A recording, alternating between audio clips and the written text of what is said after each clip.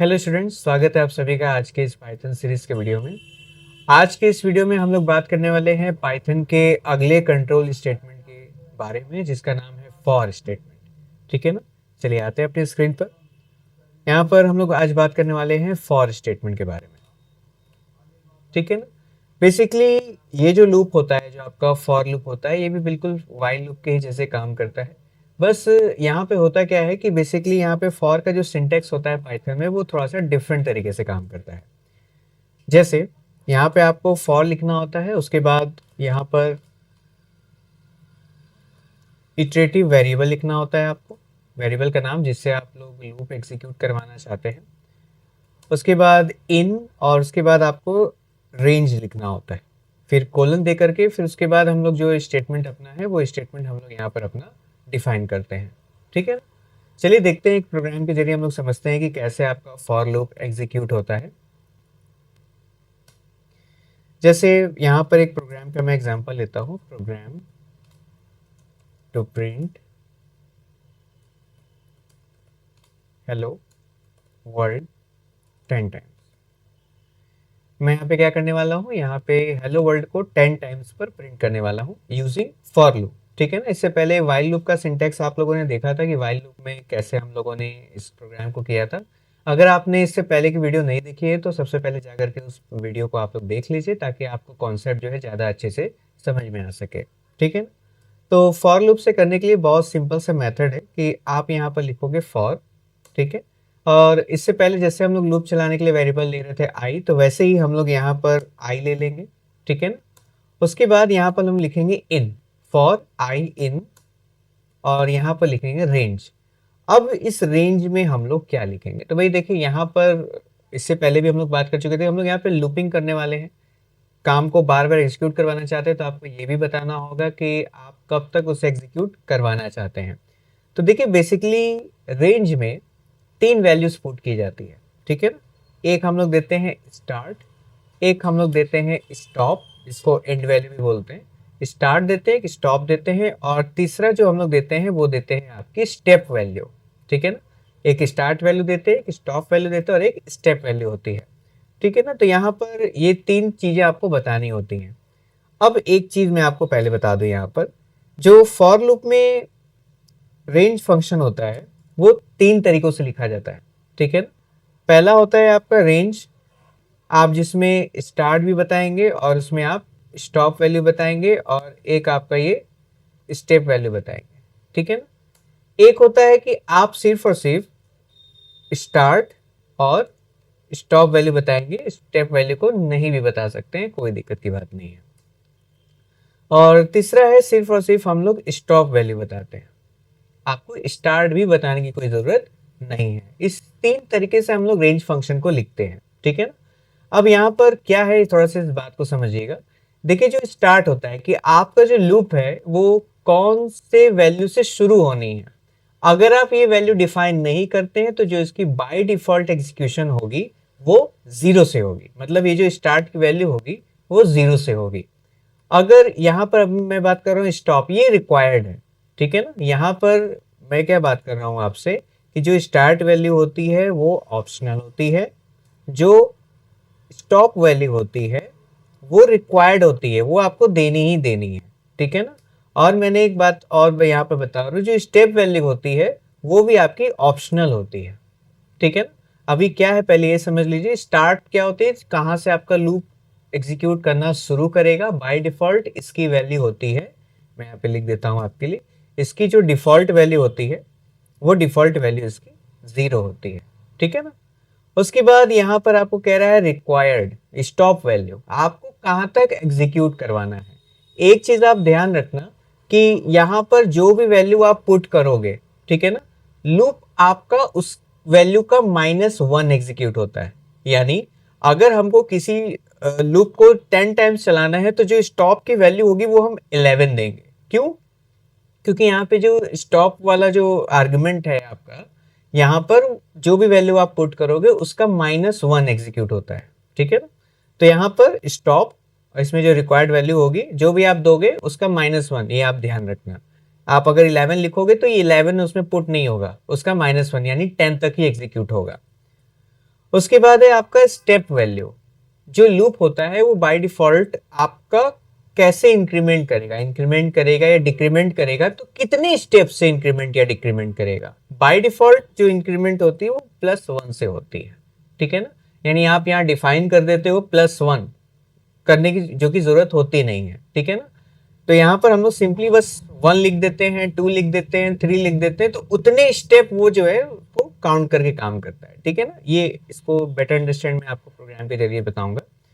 तो यहाँ पर आते हैं अपने प्रोग्राम में, मैं इससे जरा हटा देता हूँ।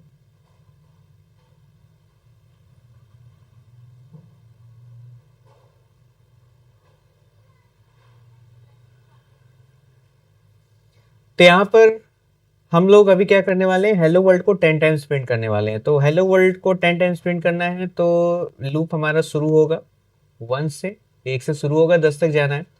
तो और स्टॉप वैल्यू क्या देंगे भाई, तो मैंने आपको बताया कि यहाँ पर हम लोग स्टॉप वैल्यू जो भी डिफाइन करेंगे उसका -1 चलता है। तो यानी हमको 10 चलाना है तो हमें 11 लिखना पड़ेगा यहाँ पे, ठीक है ना।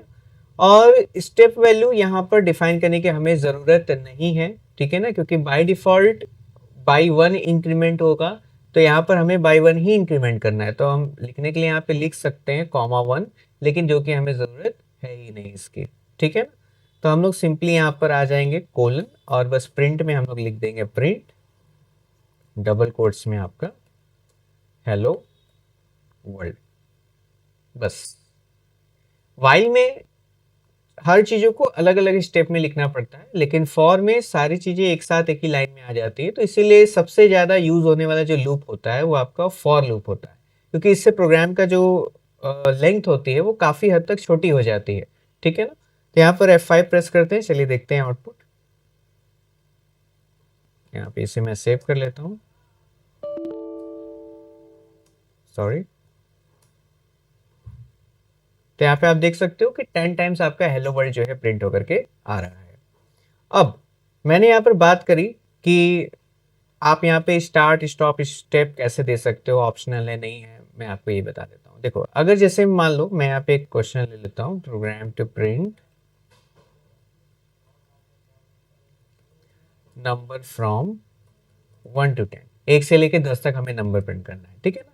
तो एक तरीका क्या है कि भाई हम लोग यहाँ पर 1 11 लिख देंगे, क्योंकि 10 तक ये जाएगा, और यहाँ पर सिंपली हम लोग क्या पुट कर देंगे, यहाँ पे हमें सिर्फ आई की वैल्यू प्रिंट करनी है, तो हम लोग सिंपली यहाँ पे आई लिख देंगे, और आपका 1 to 10 वैल्यू जो है आपको यहाँ पे प्रिंट होकर के दिख जाएगी। अब मैंने आपको बताया कि आप अगर चाहें तो सिर्फ और सिर्फ ये वाली तो हो गई आपकी, एक स्टार्ट हो गया, एक स्टॉप हो गया। अब ये देख लो आप, स्टार्ट स्टॉप और स्टेप, यानी स्टेप में अगर मैं 1 भी लिख दूंगा तो कोई इश्यू नहीं है, क्योंकि भाई बाई 1 ही इंक्रीमेंट होता है, तो आपको सेम आउटपुट देखने को मिलेगा, कोई डिफरेंस वहां पे नहीं मिलेगा, ठीक है ना। अगर मैं इसे 2 कर देता हूं तो ये बाई 2 इंक्रीमेंट करेगा। देखो आप, अगर आप इसका आउटपुट नोटिस करोगे तो ये दिख रहा है आपको, यहाँ पे 1 3 5 7 9, मतलब कितने कितने के डिफरेंस पर आपको चाहिए, वो बेसिकली हम लोग स्टेप वैल्यू में डिफाइन करते हैं। जितने की डिफरेंस पर आपको वैल्यूज प्रिंट करवानी है उसको आप यहाँ पर डिफाइन कर सकते हैं। उसके बाद यहाँ पर है कि अगला जो मैंने क्या बोला कि आप सिर्फ और सिर्फ स्टॉप वैल्यू भी डिफाइन कर सकते हैं। इट मीन्स कि आप यहाँ पर अगर लिख देंगे 11, that is my stop value. तो अब यहाँ पर देखिए क्या होगा, मेरी बात को समझिए। स्टॉप वैल्यू है तो लूप आपका एग्जीक्यूट तो होगा 10 तक, लेकिन जो प्रिंटिंग होगी वो 1 से स्टार्ट नहीं होगी। क्यों नहीं होगी, क्योंकि मैंने आपको बताया कि जो स्टार्ट होता है वो ऑप्शनल तो होता है। अगर आप ऑप्शनल का यूज करते हैं, मतलब आप उसको इस्तेमाल ही नहीं कर रहे हैं, तो उसकी जो डिफॉल्ट वैल्यू वर्क करेगी वो 0 से वर्क करेगी। तो यानी जो प्रिंटिंग होगी वो 1 से ना होकर के 0 1 2 3 4 से लेकर के अप टू द 10 तक ये प्रिंट होगी। देखो आप देख सकते हो 0 से लेकर के 10 तक यहाँ पर वैल्यू हमारी प्रिंट हो चुकी है, ठीक है ना। तो इस तरीके से ये रेंज फंक्शन में तीनों चीजें हमारी काम करती हैं। स्टार्ट वैल्यू, जो कि आपका लूप कहाँ से किस स्टेप से शुरू होगा। स्टॉप, वो वैल्यू आप डिफाइन करोगे जिस जहां तक आपको लूप एग्जीक्यूट करवाना है। ध्यान रखने वाली बात बस इसमें ये है कि जो वैल्यू आप यहाँ डिफाइन करोगे उसका -1 एग्जीक्यूट होता है ये, ठीक है ना। और स्टेप वैल्यू कि आप लूप में कितने के डिफरेंस से वैल्यू को एग्जीक्यूट करवाना चाहते हो। ठीक है ना। इसी तरीके से एक दो क्वेश्चंस को हम लोग और देख लेते हैं जो हम लोगों ने व्हाइल लूप के जरिए किया था। उन्हीं क्वेश्चंस को हम लोग फॉर से भी कन्वर्ट कर लेते हैं। Program to print, program to accept any user name and print it 5 times. हमें कोई यूजर से नाम लेना है और उसको हमें 5 बार डिस्प्ले करवा देना है। तो उसके लिए हम लोग क्या करेंगे, यहाँ पर कुछ स्टेप्स ऐड हो जाएंगे। यहाँ पर हमारा नेम लिख जाएगा, नेम इनपुट, और इनपुट हो जाएगा भाई कि एंटर एनी वैल्यू, या एंटर योर नेम कर देता हूँ मैं, ठीक है। ये हो गया। अब यहाँ पर हमें लूप चलाना है, आई 1 से शुरू करनी है और हमें 10 तक जानी है, तो +1 करके यहाँ पे लिख देंगे 11। और यहाँ पे हमें आई नहीं प्रिंट करनी है, हमें यहाँ पे प्रिंट करनी है नेम की वैल्यू। तो मैं यहाँ पर इसे एग्जीक्यूट करवाता हूँ। आप देखोगे कि यहाँ पर एंटर योर नेम आ रहा है, मैंने लिख दिया DSA। यहाँ पर DSA जो है 10 टाइम्स प्रिंट हो चुका है।